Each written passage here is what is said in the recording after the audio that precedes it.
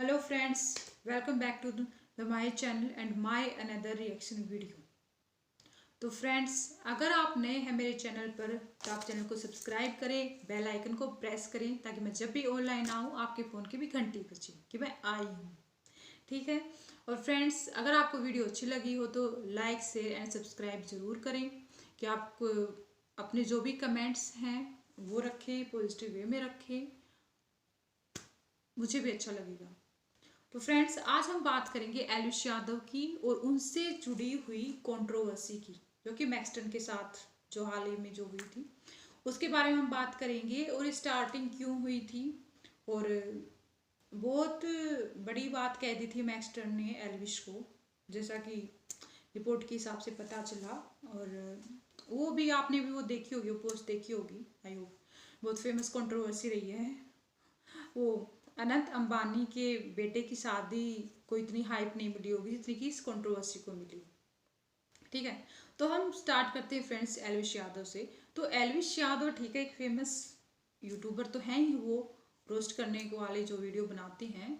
तो लेकिन उनको लोग और भी अच्छे से जानने लगे तब वो बिग बॉस में आए थे। मनीषा रानी और फुकरा इंसान, इनका तीनों का जो बॉन्ड था फ्रेंड का। लेकिन फिर एलविश जीत गए थे, फुकरा और इनकी आपस में क्या है, सेपरेशन हो गया, नहीं बनी इतनी। फिर उनको लगता था, फुकरा को लगता था कि वो ज़्यादा डिजर्विंग है। वो उनको इसलिए लगता होगा कि शायद कि वो काफ़ी टाइम से बिग बॉस में स्टार्टिंग से ही रह रहे हैं बिग बॉस ओटीटी में, तो उनको एलविस नहीं लगते थे, डिजर्विंग नहीं लगते थे। लेकिन वही बात आ कि फ़ैन फॉलोइंग उस पर डिपेंड करता है आजकल तो सब कुछ, कोई भी शो हो, लेकिन थोड़ा आपको डिजर्विंग भी होना ही पड़ता है। तो चलो वो जीत गए, है ना। तो लोगों को भी वो काफ़ी पसंद थे और मुझे भी खुद को वो ठीक लगते थे, जिस हिसाब से उनकी पर्सनैलिटी थी, अच्छे लगते थे वो, है ना। और मनीषा रानी की उनकी फ्रेंडशिप हो ही गई थी, फुकरा के साथ मनीषा की बहुत अच्छी फ्रेंडशिप है। और इन दोनों ने मनीषा को सपोर्ट भी किया था ड्यूरिंग द झलक दिखला जाके, जो फिनाले के टाइम पर फुकरा ने तो वोट अपील भी की थी। तो फ्रेंड्स, जो मैक्सटन वाली जो कंट्रोवर्सी है ना, तो मैक्सटन ने एल्विश यादव के पेरेंट्स को धमकी दी थी कि मैं तेरे माँ बाप को जान से मार दूंगा, आग लगा दूंगा। तो ऐसी एक मैंने पोस्ट देखी थी, इस वजह से मैं आपको ये बोल रही हूँ कि ऐसी सीरियस बात आप नहीं बोल सकते किसी को, कोई भी नहीं बर्दाश्त करेगा, कोई भी नहीं।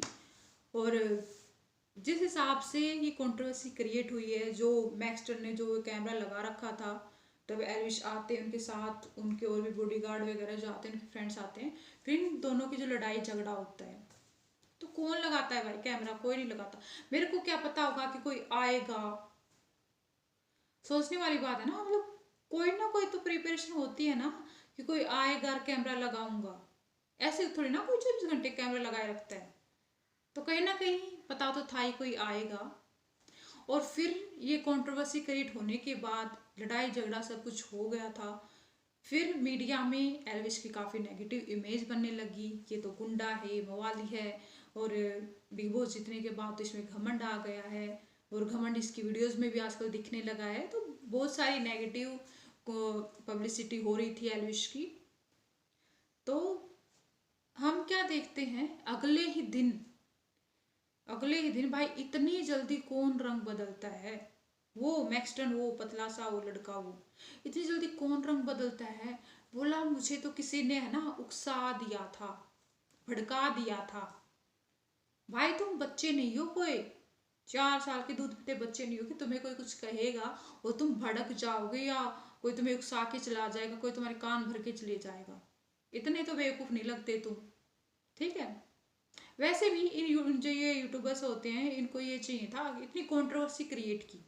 तो देखो लोग क्या क्या करते हैं, उन्होंने ये सब किया कि भाई उनको तो चाहिए थे, फॉलोअर्स चाहिए थे 1 मिलियन, जो कि उसके हो भी गए। ठीक है, हो गए उसके। तो जो उसको चाहिए था इस कंट्रोवर्सी के थ्रू, वो उसको गया मिल, कि उसके फॉलोअर्स बढ़ जाए, और उसके फॉलोअर्स बढ़ भी गए। तो उसका जो फायदा होना था वो हो गया, उसको जो चाहिए था वो मिल गया उसको। तो एल्विश यादव की बहुत नेगेटिव पब्लिसिटी हो रही थी। तो अगले दिन एक पोस्ट आ जाता है, भाईचारा ऑन द टॉप। फिर दोनों की सुलह हो गई। क्योंकि उसको भी पता था कि भाई तू इसके सामने लड़के क्या ही कर लेगा, तू कहीं दूर दूर तक भी नहीं है। एल्विस को ये पता था भाई तेरी नेगेटिव पब्लिसिटी होएगी, कोई फायदा नहीं है, तो सुलह करने में बेहतरी है और कोई ऑप्शन नहीं है। तो दोनों ने सुलह कर ली और अगले दिन पोस्ट आ गया कि भाईचारा तो टॉप पर है। तो लोगों की होती है ना।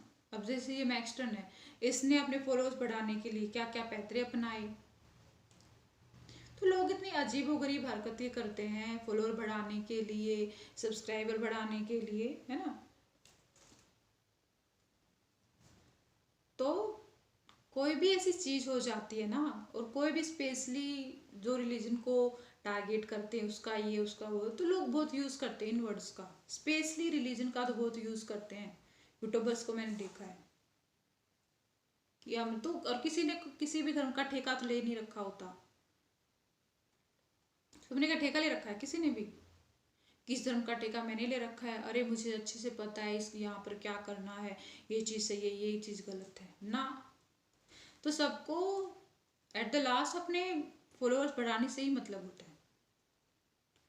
तो मैं ये कह रही हूँ जो ये कुछ होते हैं ना, ये फालतू की बकवास करने वाले, मतलब कुछ भी कर लिया फॉलोअर बढ़ाने के लिए, कुछ भी कर लिया, तो ये छपरी लोगों के झांसे में मत आया करो। खुद का दिमाग ज़रूर यूज़ करो, खुद का दिमाग ज़रूर इस्तेमाल करो। चलो अच्छी बात है कि उनका हो गया, उनकी सुलह हो गई, ये तो बेफालतू में ही बात आगे बढ़ती, कल को कुछ और होता। तो अच्छी बात है दोनों की सुलह हो गई, दोनों का ही फायदा है, दोनों का फायदा है। और जिसको जो मेन फायदा चाहिए था फॉलोअर्स वाला, उसको वो मिल गया। और एल्विश, हम उसकी बिग बॉस की बात की जाए तो एल्विश की जर्नी अच्छी रही थी, पॉजिटिव जर्नी रही थी, लोगों ने काफ़ी पसंद भी किया था उस टाइम पर। तब भी इंस्टाग्राम पर पोस्ट कुछ रील्स वगैरह एल्विश की, यूट्यूब पर कोई शॉर्ट एल्विश की, तो बड़ा फेमस रहा एल्विश। वो तब जीता था ना, तब पूरी मुंबई माया नगरी पूरी ही हाई चेक कर ली थी, जो भी इसके सपोर्टर्स थे ना सबने, क्योंकि हरियाणा से लोग ही इतने आए थे।